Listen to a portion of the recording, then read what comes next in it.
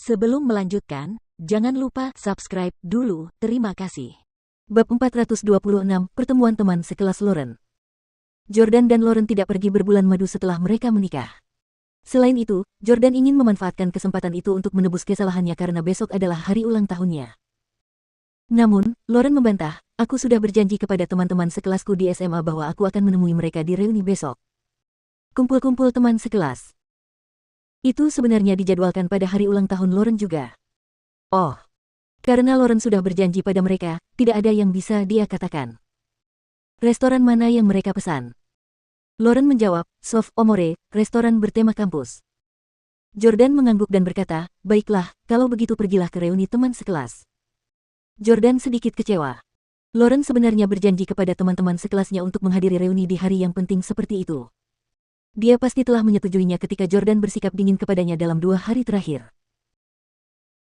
Kalau tidak, mengingat betapa Lauren mencintai Jordan, dia pasti tidak akan memberikan waktunya di hari penting seperti itu kepada teman-teman sekelasnya di sekolah menengah yang tidak terlalu dekat dengannya.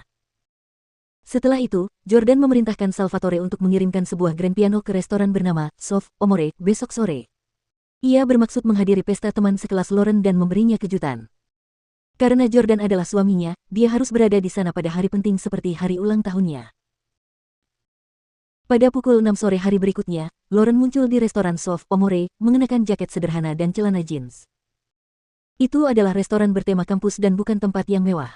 Lagi pula, hari ini adalah reuni teman sekelas, jadi Lauren tidak mengenakan rok atau sepatu hak tinggi. Sebaliknya, dia mengenakan pakaian yang sangat biasa.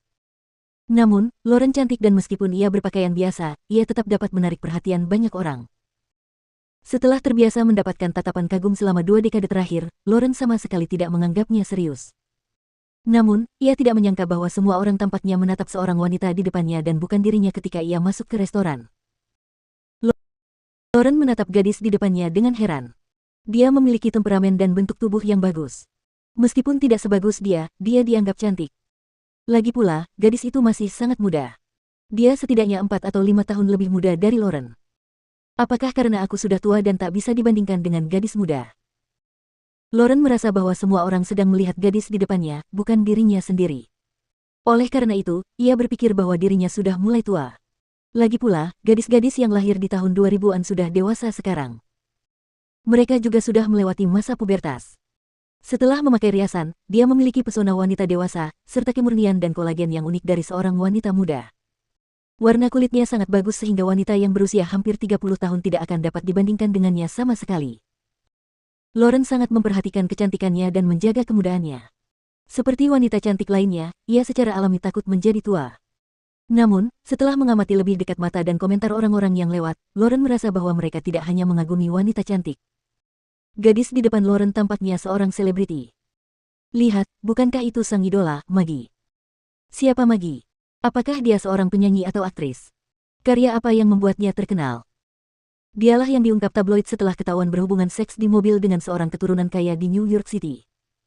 Oh, aku ingat. Keturunan itu tampaknya berasal dari keluarga Husli di New York. Bukankah masalahnya sudah diklarifikasi setelahnya? Maggie sendiri adalah korban. Dia ditipu oleh pewaris generasi kedua, Chaiden Husli. Oh, menurutku, dia bukan korban. Kenapa dia tidak tertipu olehku? Pada akhirnya, dia hanya rakus akan uang.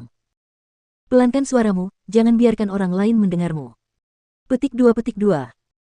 Lauren memperlambat langkahnya dan saat dia mendengar suara diskusi yang datang dari kerumunan di sekitarnya, dia akhirnya mengetahui bahwa gadis di depannya adalah Maggie, seorang idola populer. Pada usia ini, Lauren sudah lama berhenti mengidolakan selebriti dan belum pernah mendengar tentang Maggie, apalagi Maggie jauh lebih muda. Segera, keduanya berjalan ke kamar pribadi masing-masing. Ketika Lauren memasuki ruangan, semua siswa lain di ruangan itu telah tiba.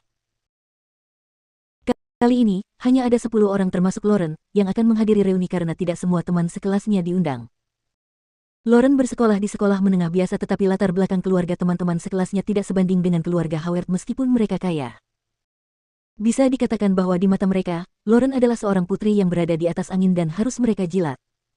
Teman-teman sekelas yang menghadiri reuni adalah orang-orang yang paling dekat dengannya dan orang tua anak laki-laki itu adalah pejabat pemerintah yang akhir-akhir ini baik-baik saja. Dengan kata lain, tidak ada orang lain yang berani mengundang Nona Howard. Padahal, meskipun Lauren sedikit dingin dan acuh tak acuh, ia memperlakukan teman-teman sekelasnya secara setara.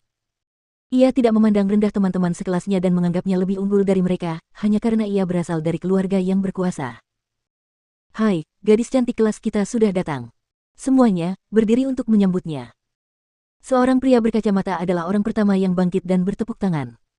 Itu Colton, ketua kelas waktu masih sekolah dulu. Teman-teman sekelas Lauren yang lain berdiri untuk menyambutnya. Lauren sedikit malu dan sungkan. Hei, kita semua teman sekelas, jangan bersikap seperti ini. Kau membuatku canggung. Lauren melihat ke ruang privat itu dan menyadari bahwa meja-mejanya tidak seperti meja makan biasa di restoran. Melainkan, meja-meja itu seperti meja kelas sekolah. Karena itu adalah ruang kelas bertema kampus tempat reuni teman-teman sekelas biasanya diadakan, dekorasinya dimaksudkan untuk membuat para pengunjung bernostalgia tentang masa sekolah mereka. Ruang pribadi itu besar dan ada piano di dalamnya. Lauren, lama tidak bertemu. Lauren, kamu jadi makin cantik. Teman-teman perempuan Lauren menyambutnya dengan penuh kasih sayang. Salah seorang siswi yang dekat dengan Lauren bertanya, Lauren, apakah kamu tidak membawa kalung dan anting-anting pemberian suamimu? Kalian tidak menghadiri pernikahan Lauren jadi kalian mungkin tidak tahu bahwa suaminya memberinya kalung dan anting berlian termahal di dunia. Beberapa siswa laki-laki melontarkan komentar-komentar sinis. Tidak, kudengar suami Lauren adalah suami yang tinggal bersama. Benar kan? Ya, kudengar suami Lauren tidak punya uang dan tidak punya pekerjaan. Dia bahkan tidak punya rumah di DC dan dia masih tinggal di rumah Lauren sekarang. Lauren tidak mengundang teman-teman laki-lakinya ke pernikahannya dan hanya 2 orang perempuan yang hadir saat itu yang diundang. Oleh karena itu, banyak orang yang tidak mengetahui situasinya dan hanya tahu bahwa dia telah menikah. Colton memasang ekspresi rumit di wajahnya dan matanya penuh kegembiraan saat menatap Lauren. Dia jelas tidak hanya memperlakukannya sebagai teman sekelas. Lauren, apa pekerjaan suamimu? Ceritakan pada kami. Apakah kalung dan anting termahal di dunia benar-benar miliknya? Jelas sekali Colton sangat penasaran tentang suami Lauren.